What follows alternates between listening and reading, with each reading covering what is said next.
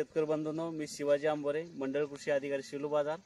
आणि आज आपण नवीन प्रयोग संत्र्यामधील नवीन प्रयोग पाहण्यासाठी श्री नंदूभाऊ गावंडे यांच्या शेतामध्ये आलेलो तराळा येथे. नमस्कार. नमस्कार. तर हे आता आपल्या बेंडिंगची जी संकल्पना आहे याविषयी आपलं थोडंसं शेतकरी बांधवांना. सर, मी 2 वर्षा अगोदर पांडुरणाकडे एक संत्रा पाहायसाठी सहजच गेलो होतो.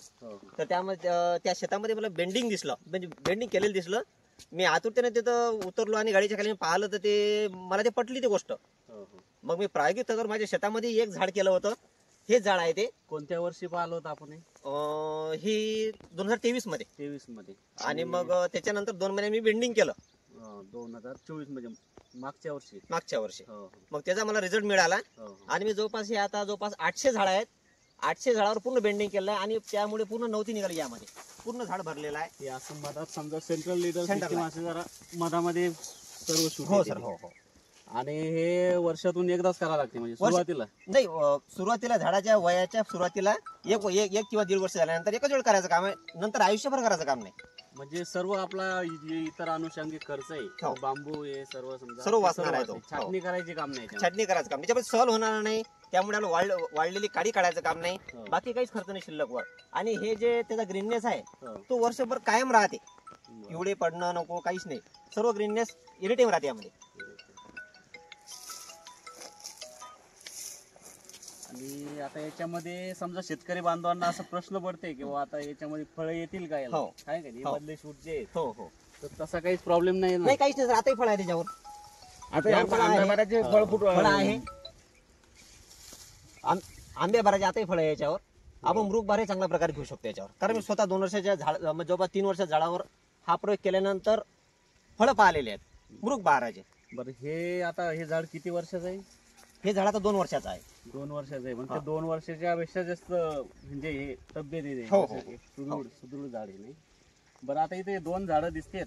तर मग याची संकल्पना कशी म्हणजे वेगळाच आपलातून प्रयोग वाटते? हो, आम्ही स्वतःच प्रयोग केला सर. हा जवळपास 10 वर्षाचा बगीचा, एक दुसरा बगीचा आहे माझा.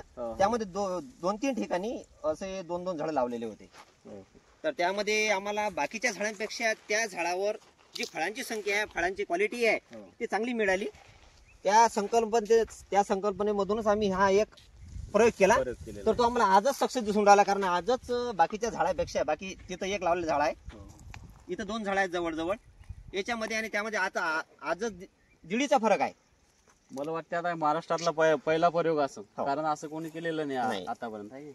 तर याच्यामध्ये एक प्रश्न कॉमन असा पडते की याची डेन्सिटीमुळे काही फरक पडेल का उत्पन्नावर? डेन्सिटीचा फरक समोर जाणवेल आपल्याला 4-5 वर्षानंतर.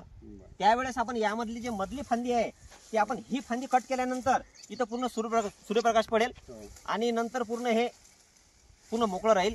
त्यामुळे याच्या डेन्सिटीचा काही प्रॉब्लेमच येणार नाही. म्हणजे जनरली एका झाडाला जेवढं उत्पन्न येते, किती कॅरेट पर्यंत येते एका झाडाला? जवळपास 8-10 कॅरेट. त्याच्यात 1.5 तरी समजा कन्फर्म शुरिटीनं उत्पन्न येणार त्याच्यामध्ये. निश्चितच एक उपयुक्त असा प्रयोग म्हणता येईल नाही? शेतकऱ्यांना काय सांगू शकता आपण? शेतकऱ्यांनीही असे प्रयोग करायला पाहिजे. दुसऱ्याचं पाहून म्हणा की आपण स्वतःच अवगत करून असे प्रयोग करायला पाहिजे. म्हणजे आपल्या उत्पन्नात वाढ होईल आणि म्हणजे आपली परिस्थिती सुधारायला वेळ लागणार नाही. म्हणजे जे या झाडावर 6 वर्षानंतर 5 वर्षानंतर जे माल येणार होता तो 3ऱ्याच वर्षी फळ येणार त्याच्यावर. आता 3ऱ्या वर्षी आपल्या जवळपास 3 ते 4 कॅरेट माल देईल. म्हणजे उत्पन्न लवकर सुरू होईल आपलं. त्याच्यामध्ये म्हणजे दोन्ही आपण प्रयोग केलेले, 2 झाडाचं हे केलेलं आहे आणि बेंडिंग केलेलं आहे, असं दोन्हीचा हायब्रिड मॉडेल आहे. हो. ठीक आहे. धन्यवाद.